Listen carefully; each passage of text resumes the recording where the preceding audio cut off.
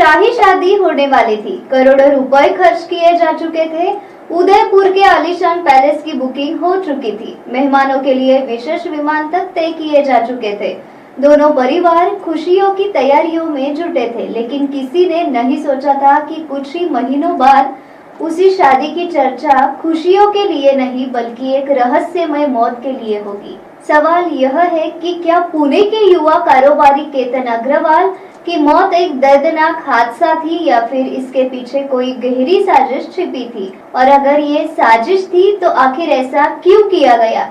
नमस्कार, मैं हूँ निवेदिका निकिता दनके और आप देख रहे हैं जनक्रांति न्यूज। पूरे महाराष्ट्र को झकझोर देने वाला यह मामला पुणे के पास स्थित ऐतिहासिक लोहगढ़ किले से जुड़ा है, जहां एक ट्रेकिंग ट्रिप अचानक मौत की कहानी में बदल गई। केतन अग्रवाल, जो एक प्रतिष्ठित कारोबारी परिवार से ताल्लुक रखते थे, अपने परिवार के रियल एस्टेट व्यवसाय में महत्वपूर्ण भूमिका निभा रहे थे। कम उम्र में उन्होंने व्यापारिक दुनिया में अपनी अलग पहचान बनाई थी। परिवार संपन्न था, भविष्य उज्जवल था और कुछ ही महीनों में उनकी शादी होने वाली थी। लेकिन 19 जून का दिन उनकी जिंदगी का आखिरी दिन साबित हुआ।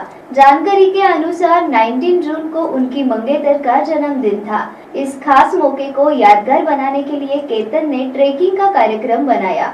वह अपनी मंगेतर और उसके कुछ दोस्तों के साथ लोहगढ़ किले पहुंचे। उस दिन मौसम भी सामान्य नहीं था। पहाड़ी इलाके में धुंध थे, तेज हवाएं चल रही थी और कई जगह रास्ते फिसलन भरे थे। सुबह के समय पूरा समूह किले के एक ऐसे हिस्से में पहुंचा जहां नीचे गहरी खाई दिखाई देती थी। सभी लोग फोटो और वीडियो बना रहे थे।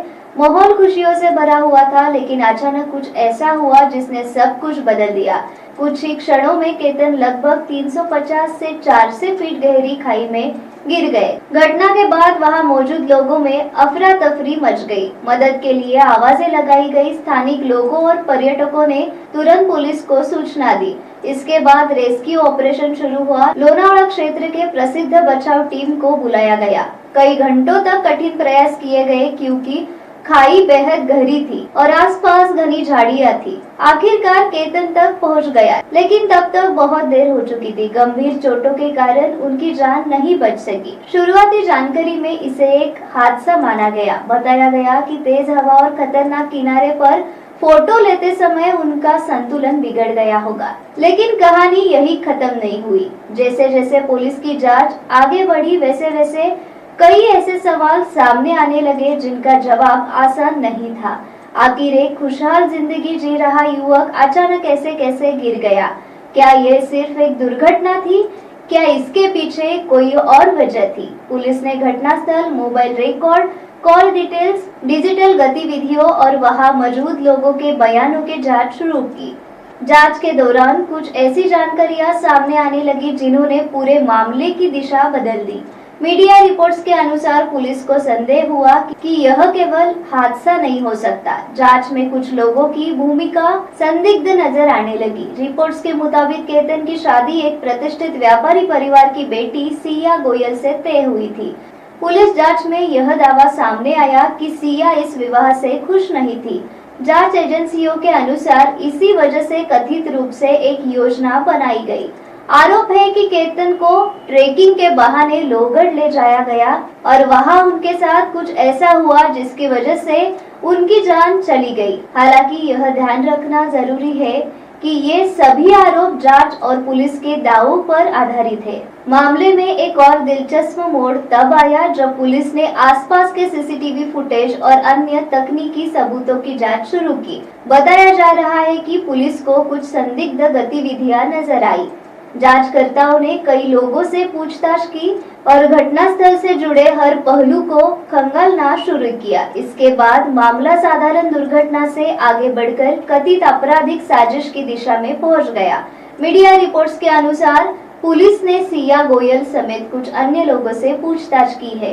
कुछ रिपोर्ट्स में यह भी दावा किया गया कि सिया की एक करीबी मित्र की भूमिका भी जांच के दायरे में है। वहीं केतन के परिवार ने भी मामले की गहराई से जांच की मांग की है। बताया जा रहा है कि परिवार की ओर से कई लोगों के खिलाफ शिकायत दर्ज कराने की प्रक्रिया शुरू की गई है।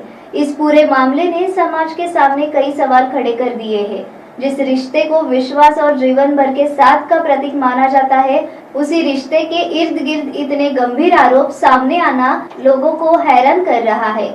एक तरफ एक युवा कारोबारी की मौत है और दूसरी तरफ उन लोगों पर उठते सवाल है जो उसके सबसे करीब माने जाते हैं। फिलहाल पुलिस जांच जारी है। Call record, forensic report, digital सबूत, प्रत्यक्षदर्शियों के बयान और अन्य तकनीकी जानकारियों के आधार पर सच तक पहुंचने की कोशिश की जा रही है। इस मामले की संवेदनशीलता को देखते हुए हर नई जानकारी पर पूरे महाराष्ट्र की नजर बनी हुई है। लेकिन यह याद रखना बेहद जरूरी है कि किसी भी व्यक्ति को तब तक दोषी नहीं माना जा सकता जब तक अदालत में आरोप साबित न हो जाए।